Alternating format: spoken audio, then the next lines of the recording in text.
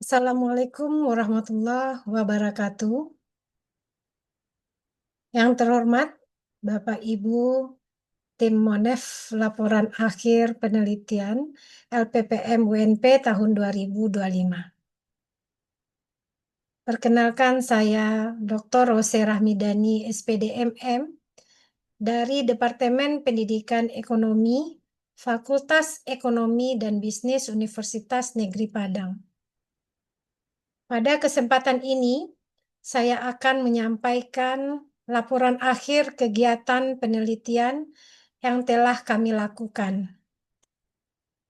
Judul penelitian ini adalah e-modul berbasis teori sibernetik, inovasi pembelajaran strategi pemasaran untuk meningkatkan kemampuan berpikir kritis mahasiswa. Adapun skema dari penelitian ini adalah penelitian dasar.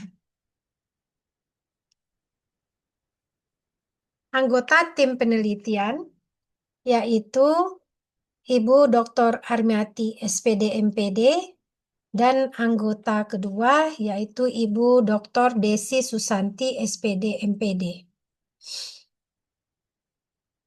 Sebagaimana tertuang dalam laporan penelitian, penelitian ini dilatar belakangi karena bahan ajar yang saat ini digunakan oleh dosen pada mata kuliah strategi pemasaran pada umumnya adalah buku teks, di mana buku teks ini memiliki kekurangan, kurang memperhatikan karakteristik mahasiswa yang beragam. Mata kuliah strategi pemasaran ini pada umumnya disajikan oleh dosen dengan memberikan studi kasus kepada mahasiswa. Tetapi persoalan yang muncul, hanya sedikit mahasiswa yang membaca dan memahami kasus itu dengan serius. Hal ini diduga karena kasus yang digunakan oleh dosen itu berasal dari perusahaan luar negeri, sehingga kurang relevan dengan kondisi bisnis Indonesia dan tidak memberikan gambaran aplikatif kepada mahasiswa. Mahasiswa mengalami kendala dalam memahami materi, mempersiapkan diri untuk perkuliahan, kendala dalam mengerjakan tugas, dan turunnya motivasi belajar akibat ketiadaan bahan ajar yang menarik bagi mereka. Mahasiswa generasi Z yang sangat akrab dengan teknologi menunjukkan preferensi terhadap bahan ajar digital yang interaktif dan dapat diakses melalui perangkat gawai. Solusi yang diusulkan adalah pengembangan e-modul berbasis teori cybernetik yang menekankan umpan balik, regulasi diri, dan interaktivitas.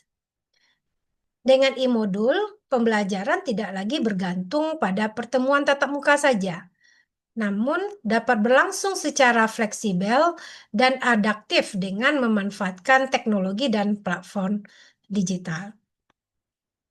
Sehingga tujuan dari penelitian ini adalah menghasilkan bahan ajar dalam bentuk e-modul berbasis teori cybernetik yang valid, praktis, dan efektif untuk meningkatkan kemampuan berpikir kritis mahasiswa.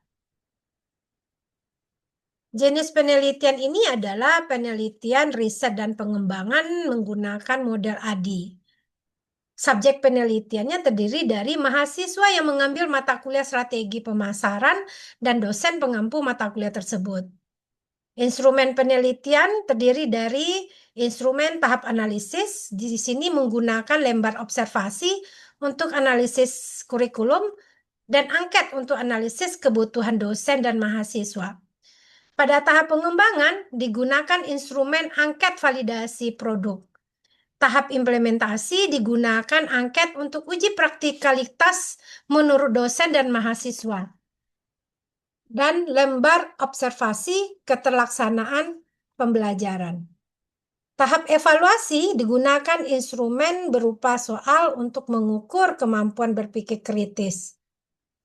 Validitas produk e-modul diperoleh dari pendapat 8 orang pakar yang terdiri dari pakar materi, pakar bahasa, dan media.